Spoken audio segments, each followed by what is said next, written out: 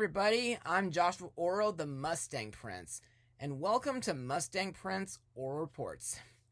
Alrighty, today we're gonna look at a classical soul singer named Aretha Franklin, and I must admit, unlike bands like Queen or Elton John, I sadly didn't go over Aretha Franklin's history in college, since her style of music is soul, not rock and roll.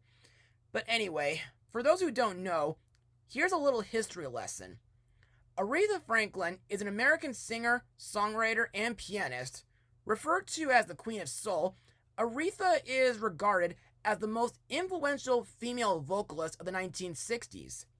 Franklin began her career as a child singing gospel at New Bethel Baptist Church in Detroit, Michigan, where her father, C.L. Franklin, was a minister. At the age of 18, she embarked on a secular music career as a recording artist for Columbia Records. While her career did not immediately flourish, she found acclaim and commercial success after signing with Atlantic Records in 1966. Now, as a kid, I grew up with a few of Aretha Franklin's music, like Freeway of Love, Amazing Grace, Think, and her most famous hit song, Respect. Also, nowadays, it's very heartbreaking that Miss Franklin has been dead for 3 years. But just recently, coming off the awesome rockin' biographies of Bohemian Rhapsody and Rocket Man, I just saw a musical biography movie centering on the Queen of Soul herself. But question is this: is this movie worth checking out in theaters? Well, let's find out. Released on August 13th, 2021, the movie is Respect. So, on for the plot of the movie. Aretha Franklin sings in her father's church choir as a child and grows up to become an international musical superstar and the Queen of Soul. During her musical career, Aretha journeys to find her voice while simultaneously enduring an abusive marriage and becoming actively involved in the civil rights movement. So, what are my thoughts on the movie? Well, this film was just so wonderful, tear-jerking, and inspirational. And it's got to be one of the best movies I've seen in theaters this year. But to further explain why I love this film, let's move on to Mustang notes. The film was directed by Liesl Tommy, who, believe it or not, directed the Frozen Live stage show at the Hyperion Theater at Disney California Adventure, marking Respect as her feature film directorial debut. And the screenplay was written by Tracy Scott Williams. Aretha Franklin herself was involved with the development up until her death from pancreatic cancer on August 16, 2018. In a June 2019 Slate deal, MGM added Braun Creative as a co-financing and producing company to the film. Filming began in Atlanta, Georgia on September 2, 2019 and wrapped up on February 15, 2020, not too long before COVID widely spread and took over the country. Jonathan Glickman, MGM's president of the Motion Picture Group, exited the company on February 1st, 2020, with a first-look deal starting with the film. Now, for one thing, I like that this movie's story takes place from 1952 to 1972, and while watching this film, like several biography films that I looked at in the past, it feels like a history book come to life, in a way. Plus, there are several moments, like when Aretha Franklin and her sisters practice and rehearse their songs, which brings back fond childhood memories of my choir age at elementary school. Speaking of which, some of my favorite songs in this movie, aside from the title song, Respect, are I Say a Little Prayer, You Make Me Feel Like a Natural Woman, Think, Ain't No Way, and of course, Amazing Grace, which reminds me of when my friend Sarah Launcer did her own cover back in 2014. Also, for those who don't know, Respect means treat everybody the way you want to be treated and never make fun of other people when they look different from you. Another thing that I liked about this movie was Dr. Martin Luther King's role in Aretha Franklin's life, which to me was very interesting since he was a very inspirational man who dreamed of ending racism in the US.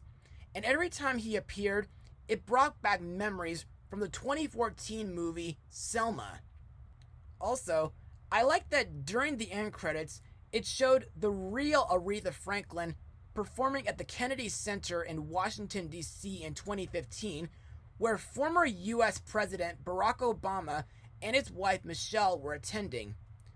Oh, and speaking of which, thanks again to the Obamas for sending me this note when I became an Eagle Scout in 2009. However, I must mention that there are several moments in this movie that are very, very serious, like gun threats, abusive relationships, alcohol, a rape moment, and the use of the unforgivable N-word, which, may I remind you, I refuse to ever say out loud in public or on this channel. And now, let's move on to the cast. Aretha Franklin is played by Jennifer Hudson, whom was in 2006's Dreamgirls and 2019's Cats. Bash me if you want, I do not care. Anyway, in my eyes, while watching this movie, I felt that Miss Franklin has been through a really rough life, but on the other hand, her songs are very inspirational, jazzy, tear-jerking, as well as underrated, due to me not listening to too many of her songs while growing up. Plus, Aretha truly does deserve the title of Queen of Soul, and I think Jennifer Hudson does an outstanding performance with that lovely singing voice of hers. Plus, I think her song, Here I Am, Singing My Way Home, which was released about 2 months ago, makes a remarkable song to listen to, and I can definitely see it as a nominee for Best Original Song for the next Oscar ceremony. Next is Miss Franklin's dad, C.L. Franklin, played by Forrest Whitaker, whom was in Where the Wild Things Are, Jingle Jangle, A Christmas Journey, Rogue One, A Star Wars Story, and Black Panther. Now, C.L. was an American Baptist minister and civil rights activist, known as the man with the $1 million voice. Franklin served as the pastor of New Bethel Baptist Church in Detroit, Michigan from 1946 until he was shot and wounded in 1979. To me, even though I don't go to church as often as I used to anymore, I thought CL was a very strict and overprotective man. But at the same time, he tries his best to support his children. Also, we must thank him for encouraging his daughter Aretha in her musical endeavors. Next we come to Ted White, Aretha's first husband and manager, played by Marlon Wayans, who's best known from the first 2 Scary movies. Now, this guy was described by Time magazine as a former dabbler in Detroit real estate and a street corner wheeler dealer. To me, he seemed like a supportive man while he and Aretha were on tour. However, I was deeply shocked when he showed his abusive side, and his motivation for being like that is mainly because he seemed to care about being a hotshot, which is really stupid in my eyes. Aretha's mom, Barbara Siggers Franklin, is played by Audra McDonald, who played Grace Farrell in the 1999 Annie TV special and Madame Garderobe in the 2017 Beauty and the Beast movie. Now, to me, I thought Barbara was a really important person in Aretha Franklin's life due to her love for playing the piano and singing, and I thought her death from a heart attack was very, very bad timing for poor little Ree.